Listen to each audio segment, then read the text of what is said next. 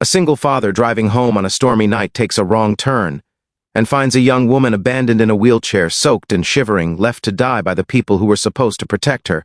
As he reaches out to help, he has no idea that this one decision will uncover secrets, betrayals, and a dangerous plan that could destroy her life forever. Before we dive in, tell us in the comments, where in the world are you watching? The rain had been falling since noon, thick and relentless, blurring the lines between sky and road. The kind of rain that made everything feel heavier, the air, the silence, the past. Ethan Hale gripped his steering wheel as his old SUV crept along the cracked highway, its tires slicing through shallow puddles that reflected a lifeless gray sky. It wasn't supposed to be this way. He was originally meant to take the City Express route home from work, the one filled with traffic and billboards and gas stations. But an unexpected road closure had forced him onto this abandoned rural stretch, a road no one used anymore except delivery trucks and people who had gotten lost. He hated this road. It reminded him of quiet, and quiet reminded him of all the things he tried not to think about. The empty passenger seat beside him still felt wrong, even after 3 years. Sometimes he imagined he could still hear Clara's breath, soft and steady, or her fingers tapping on the window when she liked a song on the radio. But tonight, there was no music, just rain, wipers, and memories pressing in from every direction. His phone buzzed on the dashboard. A message from his son. "Did you remember milk this time, Dad?" Ethan allowed a faint smile. 14-year-old Jonah never forgot anything. He was about to reply when his headlights stretched further ahead and caught something strange on the side of the road. At first, he thought it was a broken sign, then a fallen post, then a shadow. But as he drew closer, his body stiffened. It was a wheelchair, parked sideways near the muddy shoulder of the road. And someone was sitting in it. Ethan slowed the car instantly. His brain screamed at him to keep driving. No houses around, no lights, no businesses, just fields swallowed by storm. This was how bad stories started. But his foot hovered over the brake anyway. The figure didn't move. Rain soaked them like they were part of the landscape. His heart pounded. "Don't be stupid," he muttered to himself, but he was already pulling over. The tires sank slightly into soft gravel as he stopped. He turned on his hazard lights, red emptiness blinking into the downpour, and stepped out into the storm. Cold slammed into him immediately. His jacket soaked within seconds as he crossed the short distance to the figure. Mud clinged to his shoes. "Hey!" he shouted over the rain. No response. He stepped closer. "Miss, are you okay?" This time the figure stirred. Slowly, a young woman lifted her head. Her face was pale. Not just cold pale, drained pale.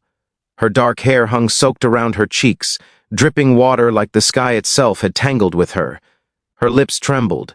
Her eyes were alive, but barely. "I thought," she whispered, her voice almost lost in the storm. "I thought no one would stop." Ethan crouched beside her, heart tightening. "What are you doing here?" he asked quickly. "It's dangerous. Are you hurt?" She tried to answer, but her teeth chattered too hard for words. Only then did he notice her hands. They were blue, cold, unmoving. He didn't ask again. He didn't think. He just acted. "I'm getting you out of this rain," he said firmly. "No," she tried weakly. "I can't move." "I know," he said, already unlocking his car remotely.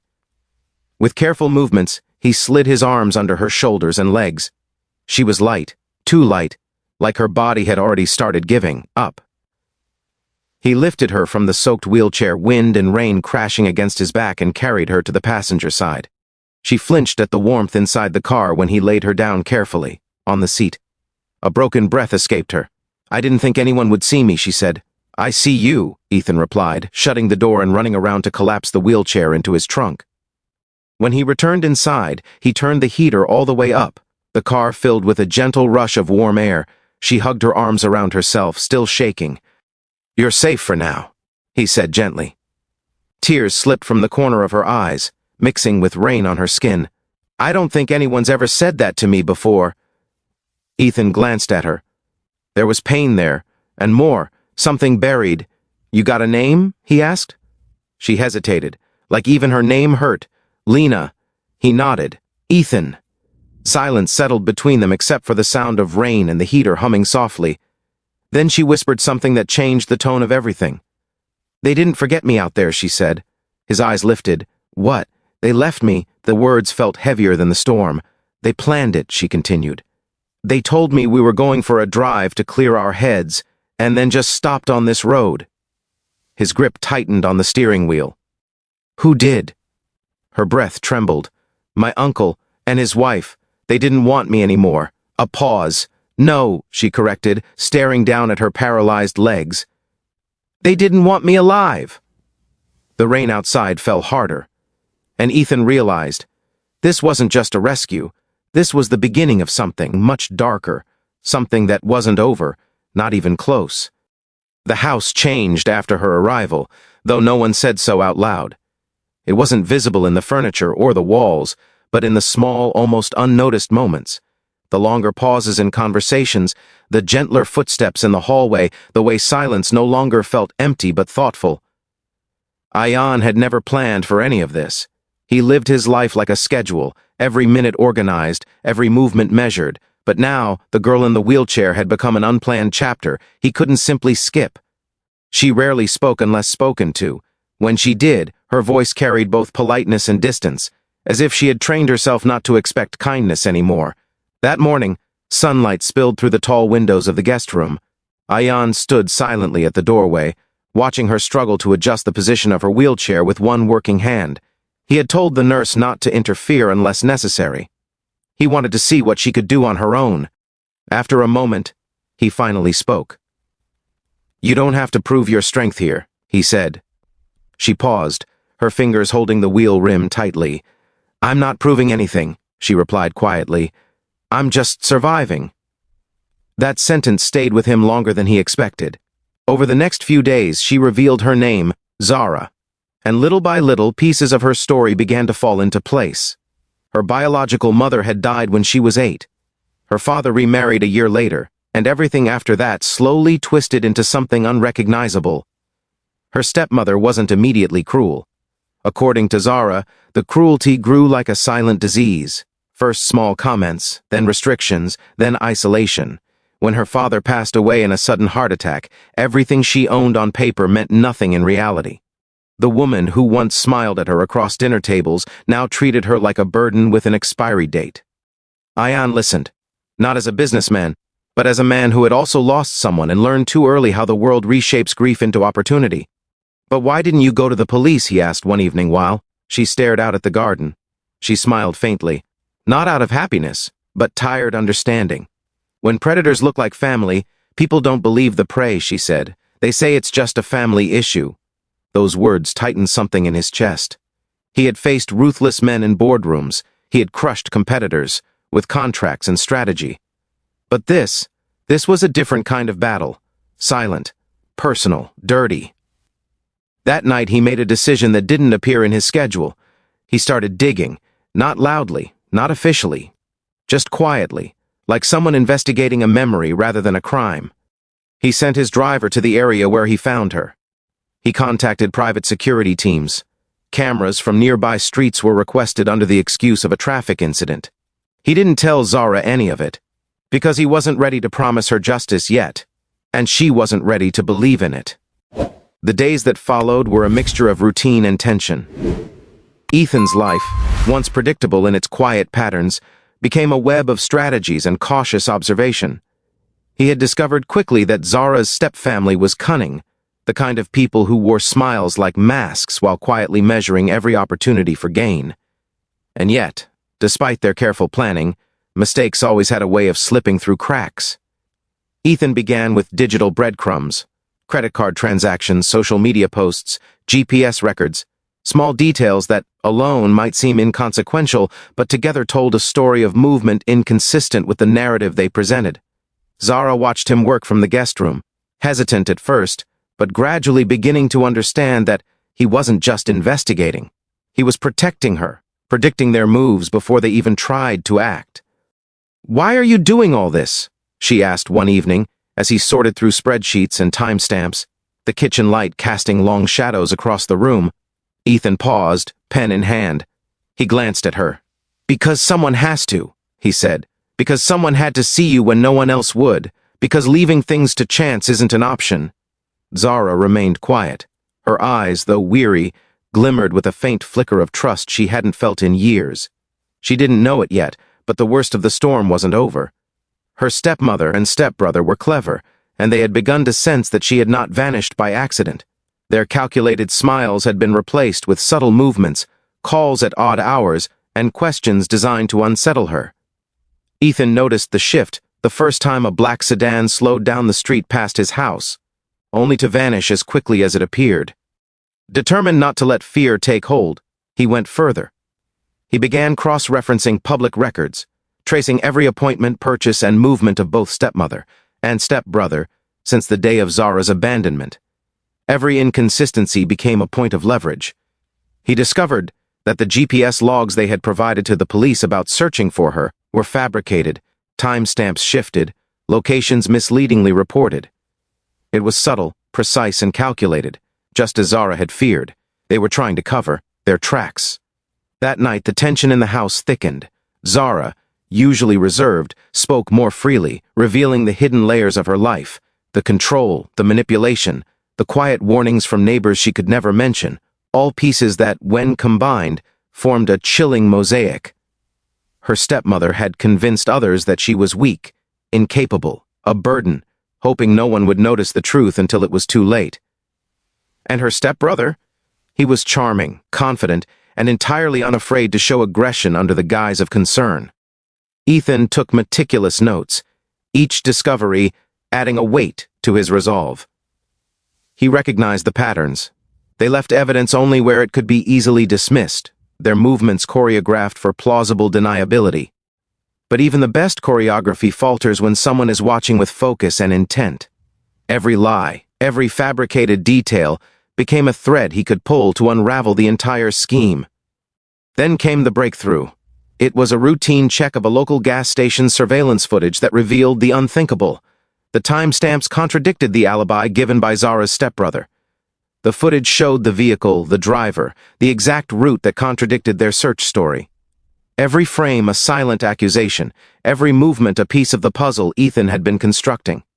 He watched the grainy images with sharp eyes, noting positions, directions, even the subtle hesitation in the driver's posture that betrayed guilt. Zara, sitting beside him, clutched the arm of her wheelchair. "They were there," she whispered, voice shaking but steady. "Not where they said they were. They were leaving me behind." Ethan didn't need confirmation.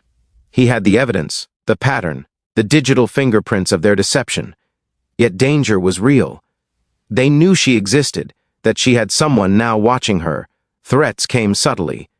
A missed call, a message with no text, the feeling of being followed. The storm was still raging, only now it had shifted from weather to human intent. But Ethan had a plan, a careful, deliberate strategy that relied on patience, observation, and timing. He would not rush, he would not act without certainty, and he would not let fear dictate the next move. That night, after hours of mapping, calling, and verifying every piece of information, he turned to Zara. Her eyes reflected exhaustion and hope in equal measure. "We're going to make sure they can't touch you," he said firmly. "We'll do it smart, we'll do it right." And for the first time since the stormy night, Zara allowed herself to believe that justice, though delayed, might not be beyond reach. The courtroom was quiet, almost too quiet, as if the walls themselves were holding their breath. Ethan sat in the front row, his shoulders squared, Jonah clinging to his hand with nervous energy, and Zara in her wheelchair beside their lawyer. The gallery was filled with a mix of curious onlookers and reporters, their cameras clicking and microphones angled to capture every moment. Outside, the day had begun like any other, but inside, the air was charged with anticipation, the culmination of weeks of strategy, investigation, and painstaking evidence gathering. The stepmother and stepbrother entered with confidence, faces carefully composed, smiles practiced. They had prepared for a courtroom drama, for a public performance of grief and concern. But what they hadn't accounted for was precision, patience, and undeniable evidence. Zara's lawyer called the first witnesses, neighbors who had overheard suspicious comments, hospital staff who remembered cold remarks about her care, and the gas station attendant whose footage had become the linchpin of the case. Each testimony added weight, each piece of evidence weaving a story that could no longer be denied. When Zara was called to the stand, a hush fell over the room. She positioned herself carefully, hands steady on her wheelchair, eyes meeting the jury with unwavering clarity. For the first time since that stormy night, she spoke freely, recounting her stepfamily's plan, the deceit, the drive to the deserted road, and the terror she had felt as she realized she had been left to die. She spoke not with anger, but with the precision of truth, every detail corroborated by the digital footprint Ethan and the lawyer had painstakingly assembled. The jury listened, captivated, as she described how she had sat alone in the rain, the fear and disbelief washing over her, and the moment of hope when Ethan had stopped, had chosen to act, and had carried her to safety. She detailed the inconsistencies in her stepfamily's timeline, their false claims of searching for her, and the glaring evidence captured on surveillance footage. Ethan watched silently, his heart tightening with each word. He saw the transformation in her, from a terrified, abandoned young woman to someone claiming her power, her voice, and her story. Jonah, sitting beside him, squeezed his father's hand, understanding more in that moment than his young mind could articulate, that courage and justice sometimes come from the smallest acts of human kindness.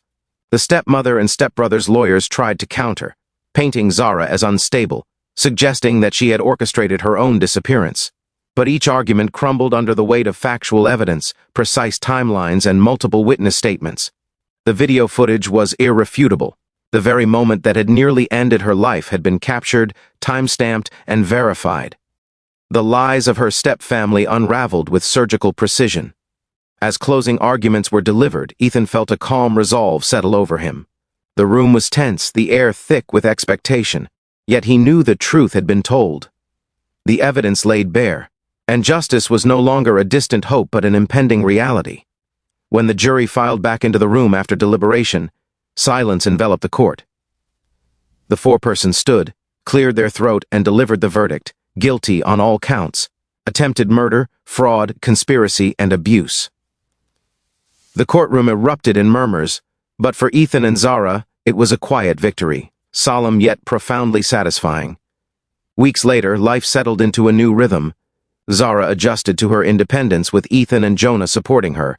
Her stepfamily's convictions and restitution orders secured a future where she could finally live free from fear and manipulation.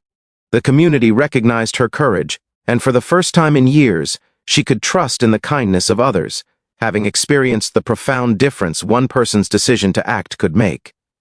Ethan often reflected on that stormy night, on the choice to stop the car, to step out into the rain. It had not only saved Zara's life, but had also reminded him of the enduring power of empathy and action. In saving her, he had rediscovered a purpose he thought lost, a reminder that even in the darkest storms, decisive courage and human compassion could alter the course of lives, sometimes forever.